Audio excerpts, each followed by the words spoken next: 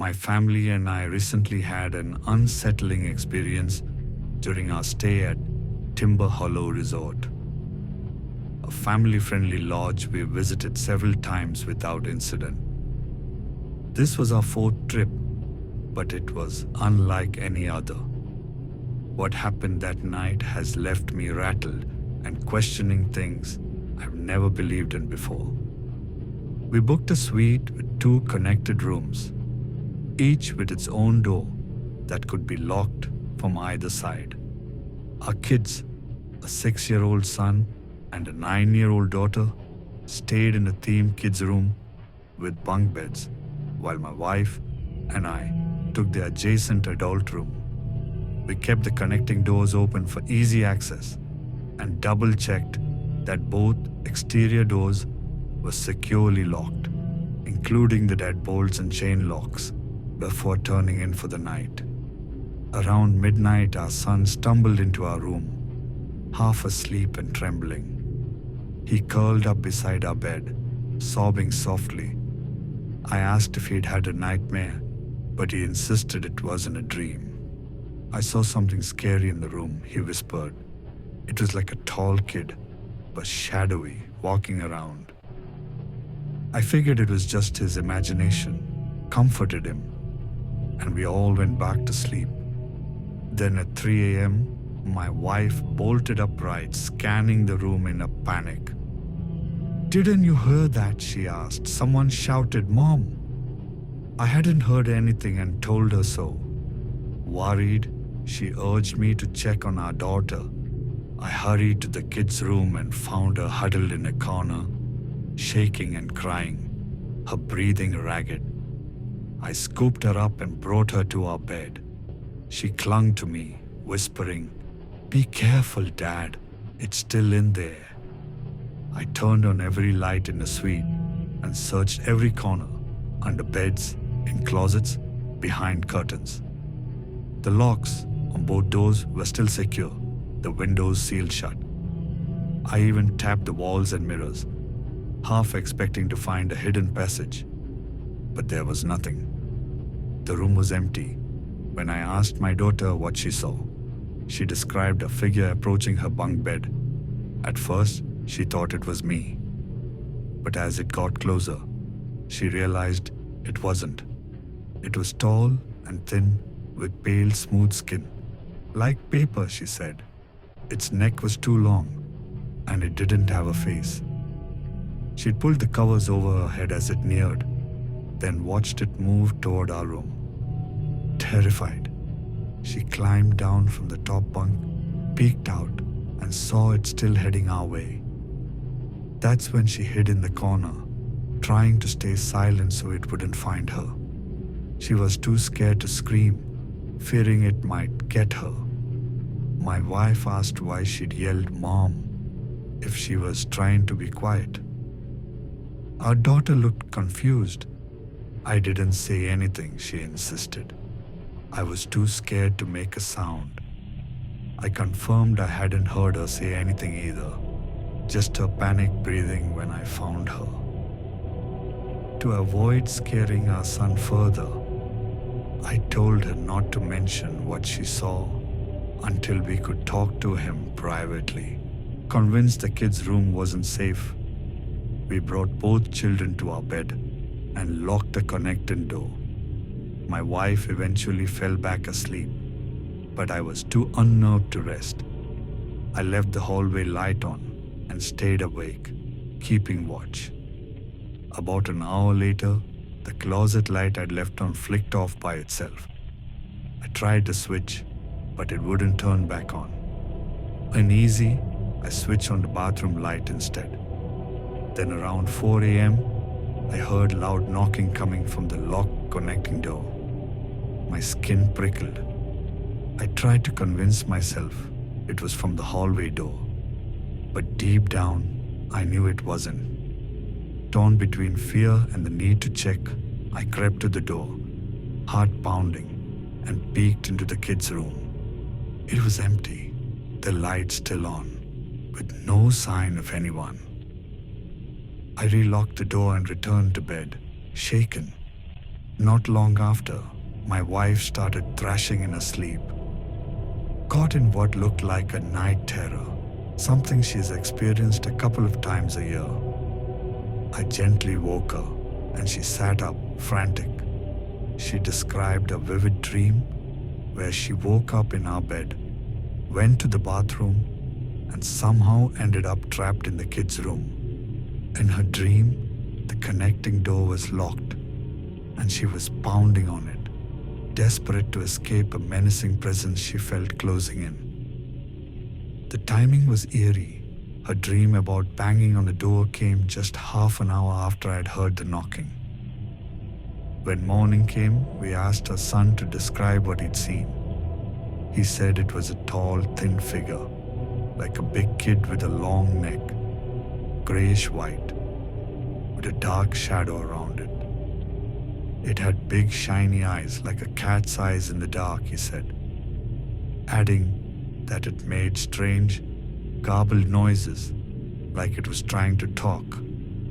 The figure had walked right up to his bed, staring at him, before he bolted to our room. As daylight broke, we gathered the courage to pack up and leave. When we entered the kids' room to grab our things, we noticed a strange smell, like burnt incense or an old musty scent. Nothing like the clean, neutral smell from the day before. It reminded me of the stick incense popular years ago. I didn't see the figure myself, but both kids, who've never had experiences like this and sleep soundly in their own rooms at home, described nearly identical entities, hours apart, without knowing each other's stories. My daughter mentioned a faceless figure with smooth white skin. My son noted glowing eyes and a grayish hue, but he'd watched it approach while she hid under her covers. Beyond the accounts I witnessed, 1. Both kids separate but similar encounters. 2. My wife hearing a cry of "Mom" that our daughter denied making. 3. The closet light turning off and refusing to turn back on. 4. Loud knocking from the connecting door. And 5. My wife's night terror about being trapped in the other room, echoing the knocking I'd heard. Some believe she used it to communicate with the dead. Not just any spirits, but the ones she believed were killed by the rifle that bore her family's name. Others think she was trying to contact her late husband and daughter, hoping to find peace in voices that never answered.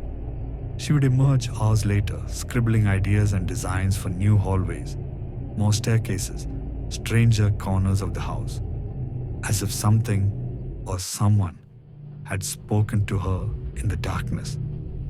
Construction crews would find their work orders completely changed by morning. A door they installed the day before was now useless, leading to nothing but a drop outside. A window was removed from a hallway and moved to the floor. Workers who questioned these changes were dismissed, quietly and quickly. Those who stayed began to speak of odd things: tools vanishing and reappearing, cold spots in warm weather, doors slamming on their own. Some refused to work in the West Wing. They said it felt heavy, suffocating, that the walls themselves seemed to breathe. More than one man quit on the spot after being alone in the upper rooms. One claimed he saw a woman in black at the end of a corridor that wasn't there the day before. Her face hidden, her hand pointing toward a sealed door, a door no one had ever opened. The townspeople whispered their own stories. Children dared each other to sneak onto the property. None ever made it very far. The house had a way of bending space. Even now, guests report walking in circles, finding themselves back in the same hallway they started from, despite turning left, then right, then left again. It's a living maze, a house that doesn't want to be understood. And then there are the numbers. Everywhere you look in the Winchester house, the number 13 haunts the design. 13 hooks in a closet, 13 panes in a stained glass window, 13 steps on a staircase. Sarah had chandeliers reconfigured to hold 13 candles. Some say it was superstition, a way to ward off evil. Others believe she used numerology, that she saw patterns in numbers and followed them religiously, obsessively. But no one knows for certain why she did it, because Sarah never explained herself, not once.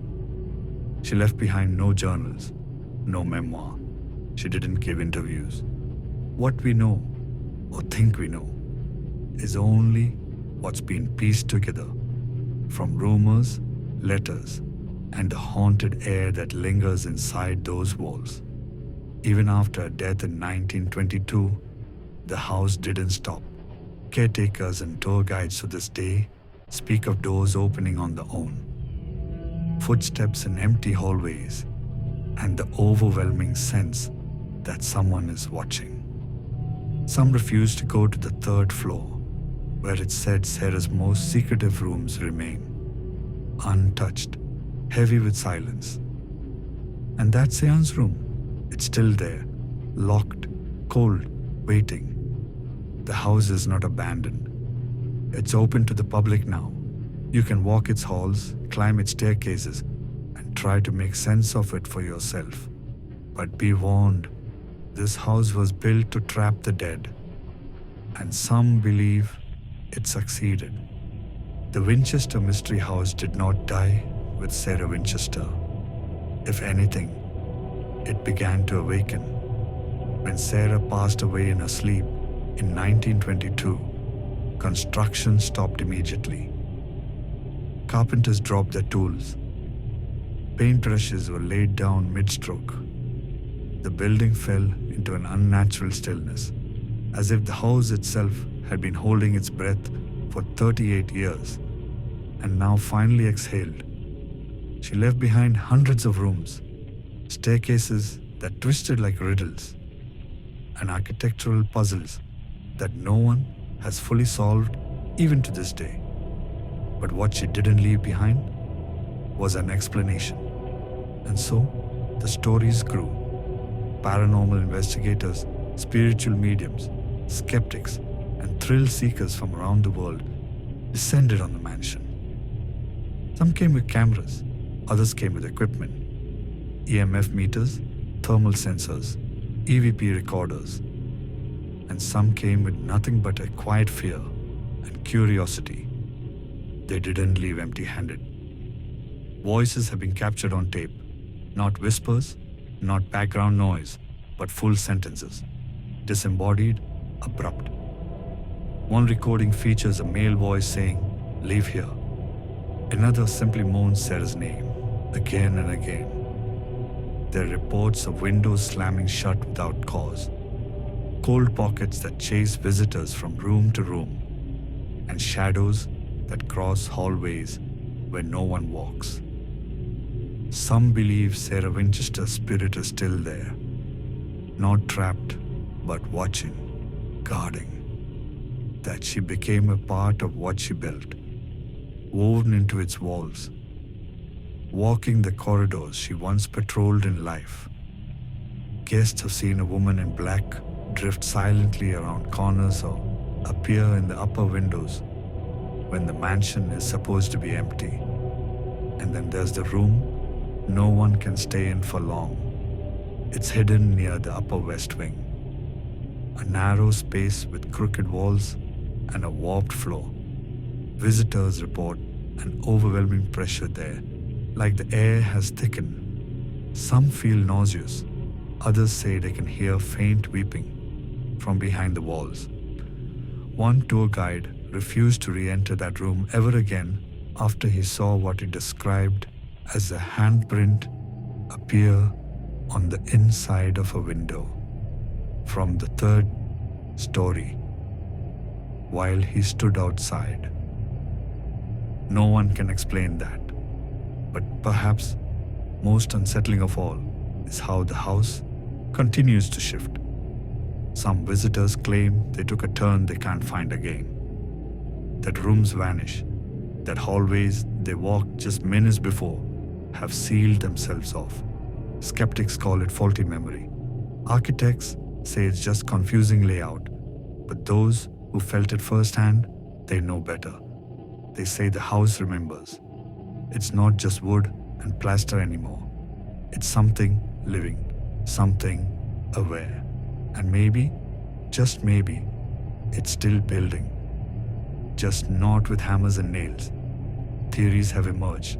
Some believe the mansion was a spiritual engine, a carefully designed machine for holding energy, dispersing spirits, or even opening a kind of portal. The overlapping dimensions, repeating paths, and strange numerical codes. Were they a key, a map, or a warning? No one knows. And perhaps we're not meant to.